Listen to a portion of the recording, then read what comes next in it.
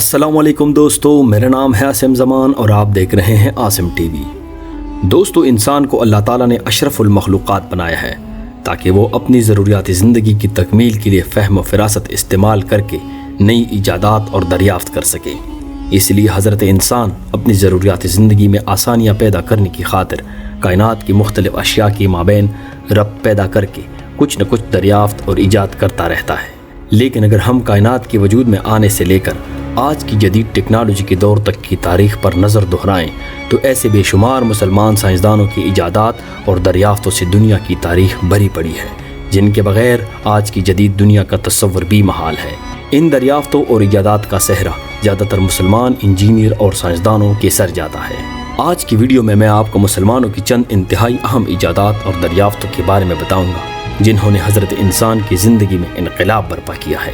Video میں آگے جانے سے پہلے عاصم ٹی وی کو سبسکرائب کریں اور بیل کے آئیکن پر بھی ضرور پریس کریں تاکہ ہماری نئی آنے والی ویڈیو کا نوٹیفیکیشن آپ کو بر وقت مل سکے۔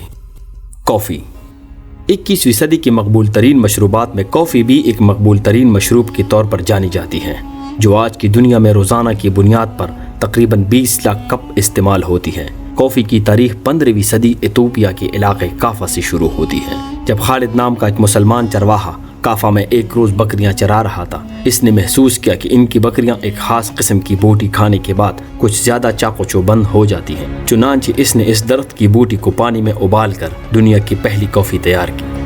یہ کافی ایتھوپیا سے یمن لائی گئی، یمن سے مکہ مکرمہ، ترکی اور اٹلی سے ہوتی ہوئی 1650 عیسوی میں انگلینڈ لائی گئی۔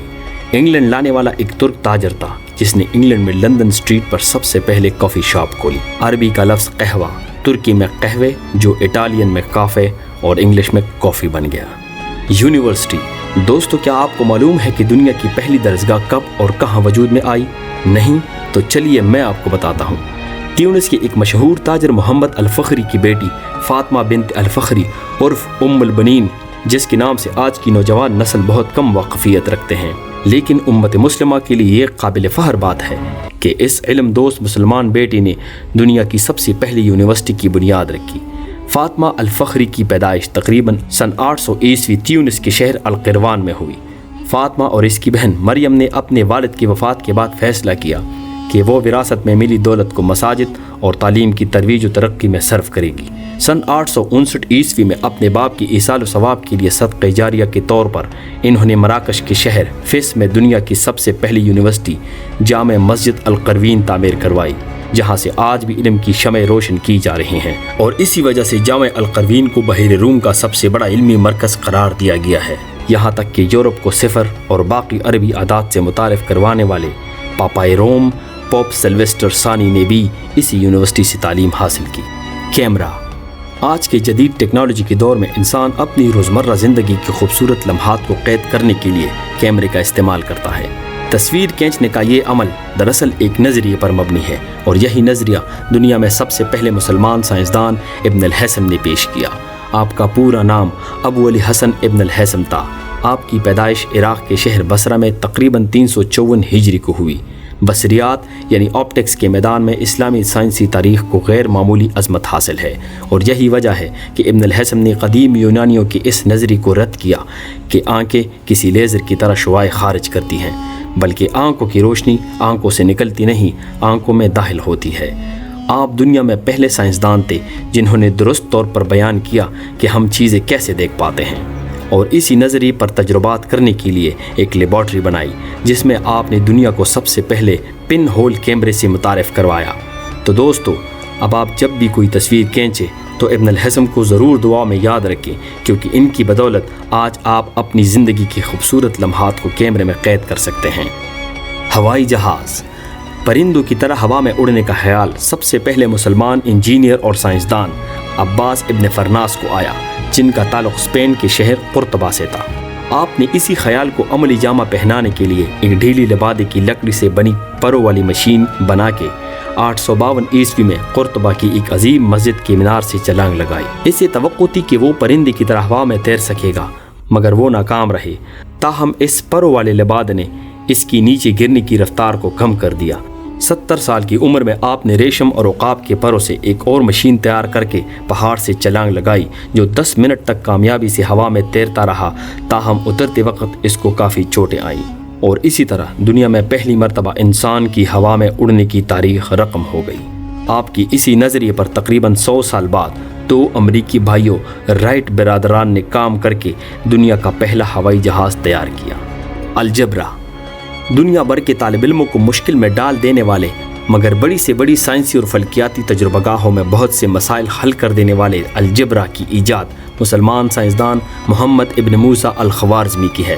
محمد ابن موسیٰ الخوارزمی وہ پہلا عرب مسلمان سائنسدان تھا جس نے یونانی اور ہندی علم الحساب کو آپس میں ملا کے دنیا کی پہلی کتاب الجمع والتفریق لکھی، اور ہندو ماہرین ریاضی سے استفادہ حاصل کرتے ہوئے اعداد میں صفر کا بھی اضافہ کیا، جس سے عملی ریاضی کی استعداد میں زبردست اضافہ ہوا، اور اس کے ساتھ حساب کتاب کے لیے دنیا میں رائج مشکل ترین رومن نیورل کے مقابلے میں آسان عربی کے اعداد متعارف کروائے، جس کی بدولت آج کے جدید دور میں بھی مشکل سے مشکل حساب کتاب آسانی سے حل ہو جاتے ہیں۔ سرجیکل ایکوپمنٹس یعنی آلات جراحی۔ جدید عہد کے متعدد سرجیکل آلات کی بنیاد 10ویں صدی کے مسلم سائنسدان الزہراوی نے رکھی۔ آپ کا پورا نام ابو القاسم ابن عباس الزہراوی تھا۔ آپ کی پیدائش 936 عیسوی میں اسپین کے شہر مدینۃ الزہرہ میں ہوئی۔ ابتدائی دور میں آپ نے امراض کو 2 حصوں میں تقسیم کیا اور کہا کہ کچھ امراض کا علاج دواؤں کے ذریعے ممکن ہے، لیکن انسانی جسم کچھ ایسے امراض سے بھی متاثر ہوتا ہے جن کا علاج جراحی یعنی آپریشن کے ذریعے ہی ہو سکتا ہے۔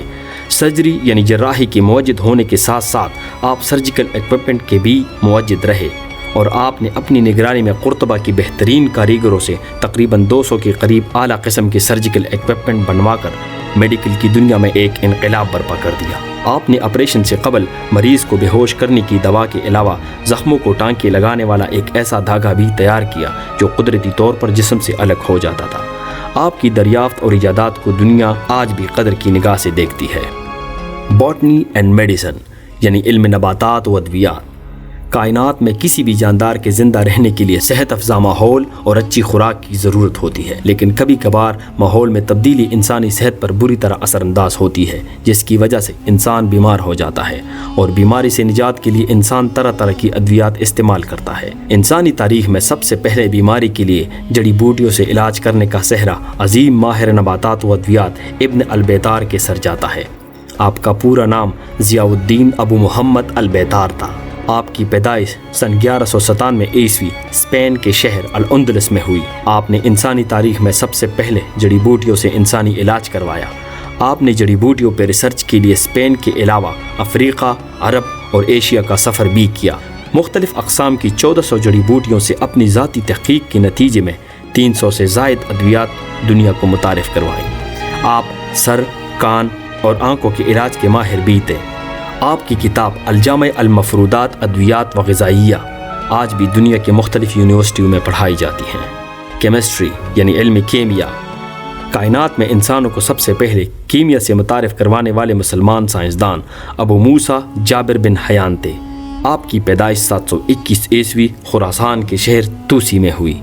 آپ علم کیمیا، فلسفہ، ریاضی، فلکیات اور طب میں اعلیٰ مہارت رکھتے تھے۔ علم کیمیا میں آپ نے گولڈ یعنی سونا بنانے کی ترکیب اور مختلف تیزاب یعنی ہائیڈروکلورک ایسڈ، سلفیورک ایسڈ اور نائٹرک ایسڈ کو دریافت کیا، اور سوڈیم ہائیڈرو آکسائڈ کو علیحدہ کرنے کی ترکیب بھی دنیا کو سکھائی۔ آج کی جدید دنیا جابر بن حیان کو بابائے کیمیا کے نام سے جانتی ہے۔ آپ کی کتاب الکیمیا آج بھی دنیا کی مختلف یونیورسٹیوں میں پڑھائی جاتی ہے۔ تو دوستو، آج کی ویڈیو کیسی لگی؟ اپنی رائے کا اظہار کمنٹ باکس میں کیجیے گا، اور اگر ویڈیو اچھی لگی ہو تو لائک کے بٹن پہ ضرور پریس کیجیے گا۔ تو چلیے دوستو، آج کے لیے اتنا ہی۔ اپنا اور اپنے پیاروں کا ڈھیر سا خیال رکھیے گا۔ خدا حافظ۔